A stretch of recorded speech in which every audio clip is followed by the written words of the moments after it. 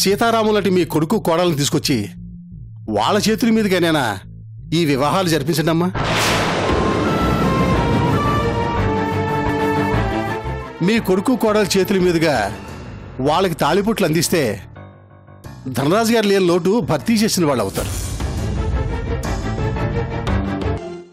మీనాక్షి, నీకు మాటిచ్చిన క్షణమే వాడి ఇంట్లోకి వచ్చినట్టు. అమ్మా,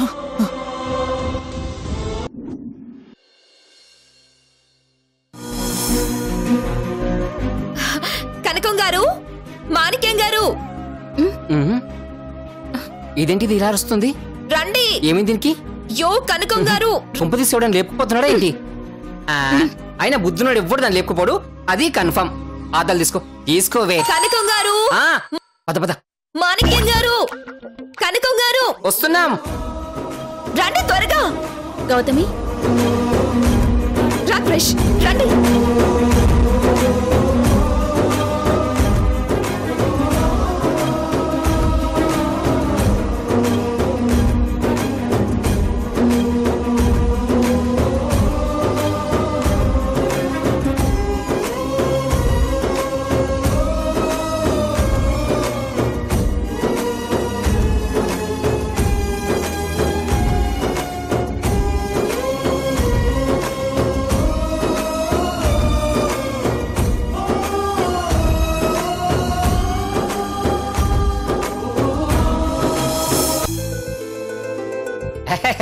క్రిష్, హ్యాపీ న్యూ ఇయర్ రా. అబ్బా మీరు కాస్త ఉండండి. అదేంటి, కేక్ ఉంది, బెలూన్స్ ఉన్నాయి, హ్యాపీ న్యూ ఇయర్ కాక ఇంకేంటి? మీరు మూస్తారా? గౌతమి, ఏంటిదంతా? క్రిష్, నువ్వు జైల్లోంచి బయటకొచ్చిన ఈ రోజే నువ్వు పుట్టినరోజు. ఆంటీ కళ్ళల్లో ఆనందం నిండిన రోజు. అందుకే ఇంట్లో అందరి డల్నెస్ పోవడానికే ఈ సెలబ్రేషన్.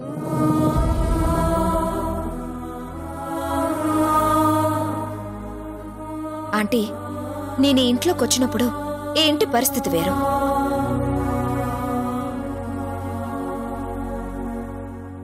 ఎప్పుడూ మీ మొహంలో చిరునవ్వు ఉండేది. ఈ ఇల్లు కలకల్లాడుతూ ఉండేది. బ్రతికితే ఇలాంటి వాళ్ల మధ్య బ్రతకాలన్నంత ఆనందంగా ఉండేది ఈ ఇల్లు.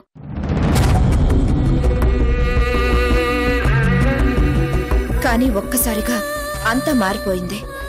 మీలో కోపం, ద్వేషం, మీనాక్షిలో దుఃఖం, క్రిష్లో అసహనం.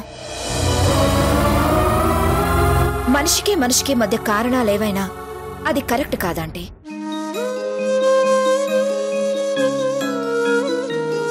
క్రిష్ ఇంటికొచ్చాడు, మీ ప్రేమ పొందాలని ఆరాటపడుతున్నాడు. ఇంతకన్నా శుభసూచకో ఏముంటుంది చెప్పండి? అందుకే చిన్న సెలబ్రేషన్ ఏర్పాటు చేశానంటీ.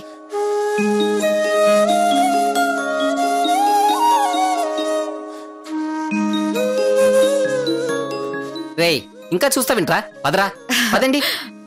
క్రిష్, కనకం, పద పదరా. క్రిష్, రా.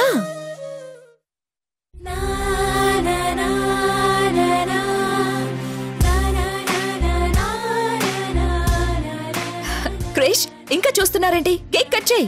అవునరా, త్వరగా కట్ చేయి. నోట్లో నీళ్లు ఉడుతున్నాయి. క్రిష్, కట్ చేయి. త్వరగా కట్ చేయరా.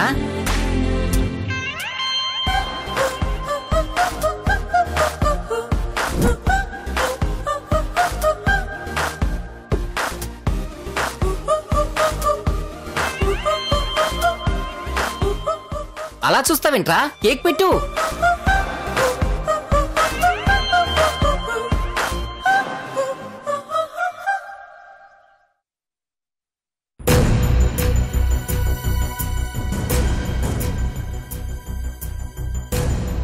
క్రిష్, ఇలాంటి సందర్భంలో నోరు తీపి చేయాల్సింది నీ భార్యకి. తినిపించు. అవునరా, పక్కన పిల్లని పెట్టుకుని పక్కింటి పిల్లకు కన్ను కొడతావేంట్రా? ముందు మీనాక్షికి తినిపించు. తినిపించు. తినిపించరా. క్రిష్, తినిపించు.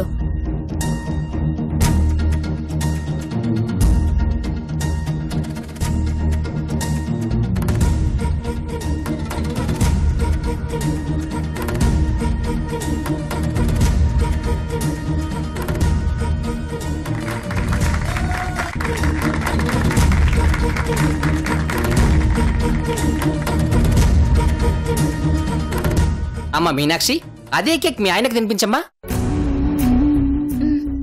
తినిపించమ్మా, తినిపించమ్మా.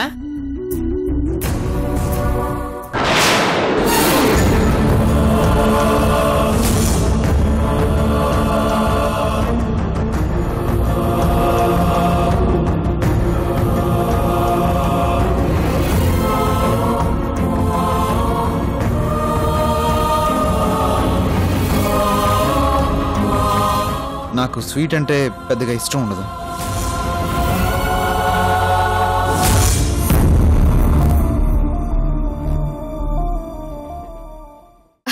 అదేంటి క్రిష్, నువ్వు తినకపోతే ఎలా? ఈ సెలబ్రేషన్ అంతా నీకోసమే కదా. అయ్యో ఆంటీ, ఇక్కడే నిలబడిపోయారంటీ. రండి, క్రిష్ కి కేక్ తినిపించండి. తీసుకోండి తీసుకోండి ఆంటీ, తీసుకోండి.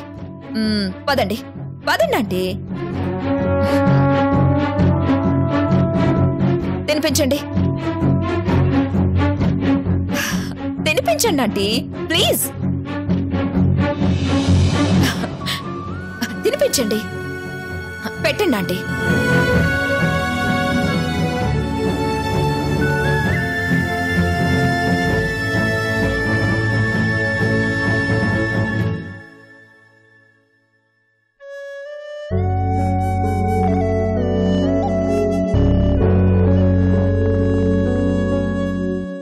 God bless you.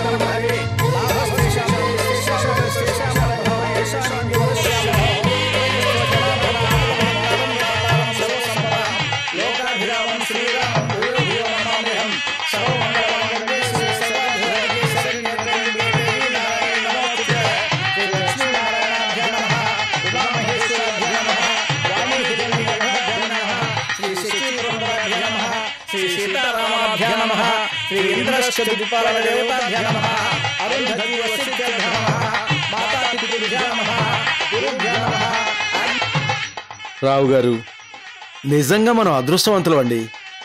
ఎంత పుణ్యం చేసుకుంటే ఇలాంటి బృహత్తర కార్యక్రమం మన ఆధ్వర్యంలో జరుగుతుందో చెప్పండి. ఈ అదృష్టాన్ని ప్రసాదించింది ఆ మహానుభావుడు ధనరాజు గారేనయ్యా. ఆనాడు ఆయన పూనుకుని ఈ ఆలోచనకు శ్రీకారం చుట్టి ఆచరణలో పెట్టకపోతే ఈరోజు ఇంతమంది ఈ పెళ్లిపేటలకి ఒక్కటయ్యేవాళ్ళు కాదు. అయ్యా, ముహూర్తానికి టైం అవుతుంది. ఆ ధనరాజు గారు కొడుకు కోడలు అపర్ణ గారు వచ్చారా? వచ్చేస్తారు పంతులు గారు, మీరు కంగారు పడకండి. రావు గారు, మంగళసూత్రాలు తెచ్చేది ధనరాజు గారి కుటుంబం. మరి వారు తెస్తేనే కదా తంతు పూర్తయ్యేది. వచ్చేస్తారు పంతులు గారు. అయ్యా, ముహూర్తానికి ఇంకా 10 నిమిషాలే టైం ఉందండి. చూడండి, ఆ కుటుంబం ఎప్పుడు మండపానికి వచ్చి మంగళసూత్రాలు ఇచ్చి ఈ దంపతులను ఆశీర్వదిస్తారో అదే దివ్యమైన ముహూర్తం. అయినా మీకు తెలియదేమో చెప్పండి, పద్ధతుల్లో కానీ పనుల్లో కానీ సమయంలో కానీ ఆ కుటుంబంలో తేడాయే రాదు.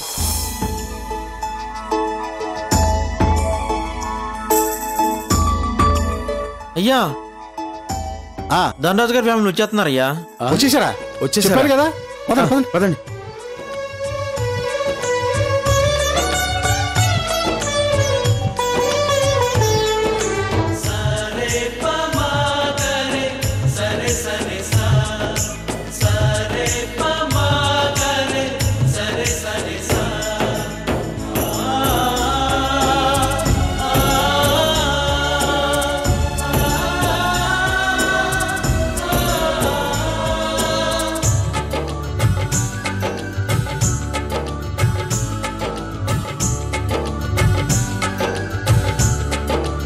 నమస్కారం బాబు. నమస్తే. నమస్కారం అమ్మా. నమస్కారం. మీకోసం ఎదురు చూస్తున్నాం. రండి రండి రండి.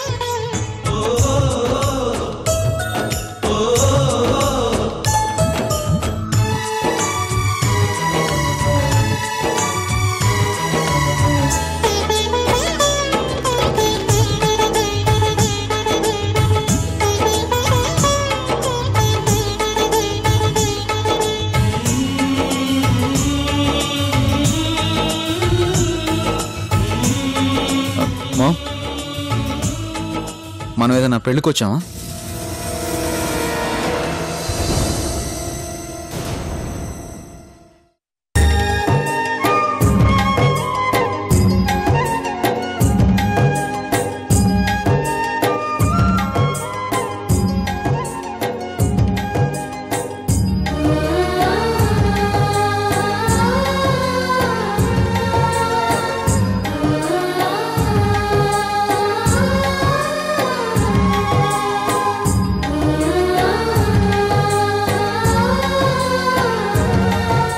రండమ్మా, రండి. అమ్మా నమస్కారం. అమ్మా నమస్కారం అమ్మా. నమస్కారం.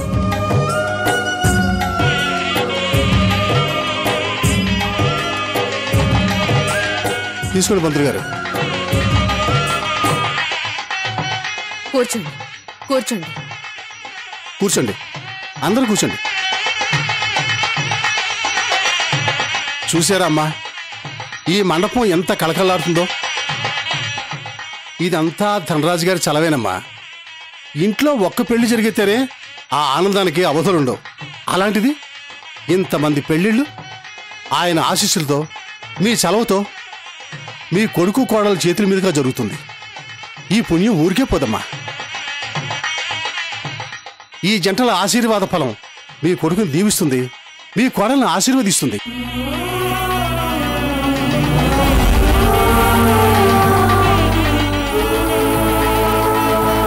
ఈ జంట కలకాలం పిల్లా పాపలతో ఆయురారోగ్యాలతో ఆనందంగా ఉండాలని ఆ సర్వేశ్వరుడు ఆశీర్వదిస్తాడమ్మా.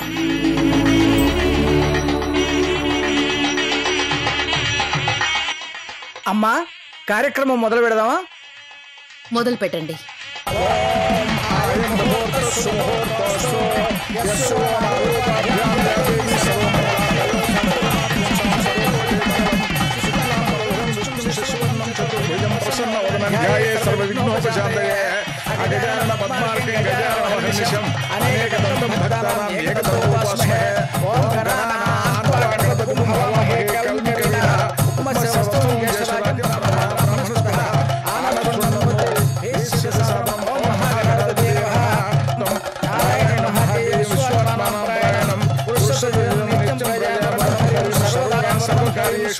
సర్వకార్యేషు నారాయణం హరి సర్వదా సర్వకార్యేషు నాస్తిహరణం మంగళేషాం ఉద్దిష్టో భగవాన్ మంగళాయతనం హరే లాభస్తేషాం జయస్తేషాం ఉత్తస్తేషాం పరభావేషాం ఇంద్రశ్యామో హృదయస్థో జనార్దన ఆపదవార్తారం దాతారం సర్వసంపదాం లోకాభిరామం శ్రీరామం భూయో భూయో నమామ్యహం సర్వమంగళమాంగళ్యే శివే సర్వార్థసాధికే శరణ్యే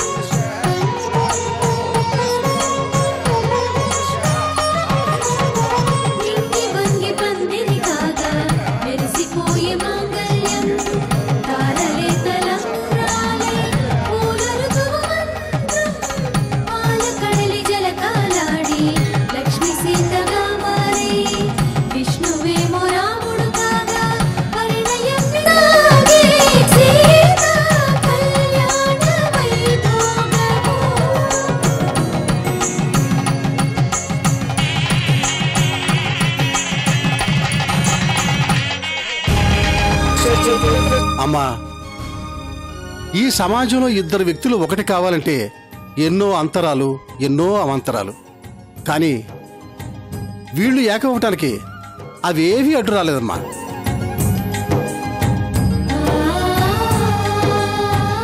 రండమ్మా. ఇదిగో ఇతని పేరు సీను, ఒక్కగానొక్క కొడుకు, ఎంతో ఐశ్వర్యవంతుడు. ఈ అమ్మాయి పేరు సుగుణ, పూట గడవడమే కష్టమైన పేదింటి పిల్ల. వీళ్ళ మధ్య ప్రేమ మొలకెత్తింది. ఆ ప్రేమ అంతస్తులు చెరిపేసింది. ఈ అమ్మాయి కన్నా 100 మెట్లు పైనున్న ఈ అబ్బాయికి అంతస్తు కనపడలేదు. అమ్మాయి గుణం కనపడింది. ఐశ్వర్యాన్ని వదులుకున్నాడు. ప్రేమను గెలిపించుకోవడం కోసం 100 మెట్లు కిందకి దిగాడు. నేనున్నానని ఆ అమ్మాయిని తన జీవితంలోకి ఆహ్వానించాడు.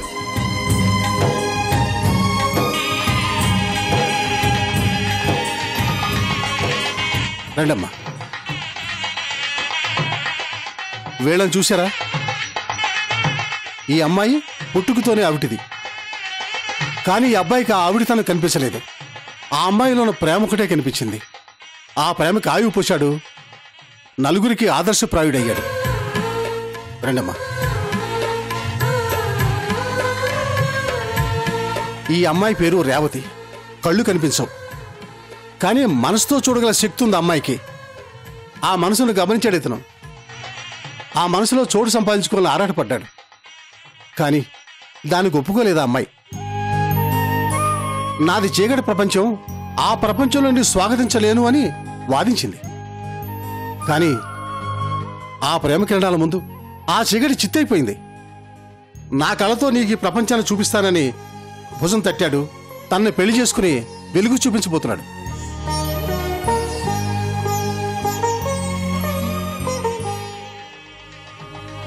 వదలమ్మా. వీళ్ళిద్దరి కులాలు వేరు, మతాలు వేరు. ఎందుకంటే అవి ఎన్నో రంగులు పులుముకున్నాయి. వీళ్ళ మధ్య చిగురించిన ప్రేమకు ఏ రంగు లేదు, స్వచ్ఛమైంది. అందుకే వీళ్ళు ప్రేమను నమ్ముకున్నారు. అందుకే పెళ్లిపీటల దాకా వచ్చారు. ఇలా ఒక్కరు కాదమ్మా, వీళ్లలో ఎవ్వరూ వారి వారి భాగస్వాముల్లో క్వాలిటీ చూడలేదు. ప్రత్యేకత కోసం పాకులాడలేదు. ప్రేమ ఒక్కటి చూశారు, దాన్ని బతికించుకోవాలనుకున్నారు. అందుకే ఆదర్శ వివాహం చేసుకోవాలనుకున్నారు. ఇంతటి మహత్తర కార్యక్రమాన్ని ధనరాజు గారి కొడుకు కోడల చేతుల మీదుగా జరగాలని ఆశపడుతున్నారంటే ఆ మహానుభావుడి కుటుంబం మీద వీళ్ళకి ఎంత అభిమానం ఊహించండి. అమ్మా, మీ కొడుకు కోడల చేతుల మీదుగా వీళ్ళకి మంగళసూత్రాలు అందిస్తే పెళ్లితంతు ప్రారంభిద్దాం. పదండి. రండి. అమ్మా, అందరికీ మంగళసూత్రాలు ఇప్పించండి. మీనాక్షి, తీసుకోమ్మా.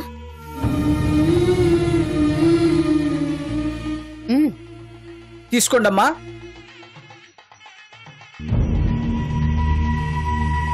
క్రిష్, అవి వాళ్ళకివ్వు.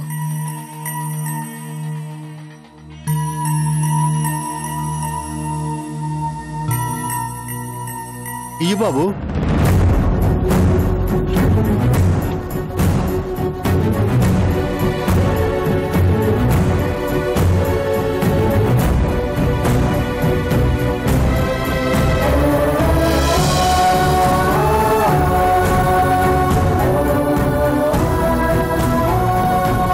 మీనాక్షి క్రిష్ శాశ్వతంగా విడిపోవాలి.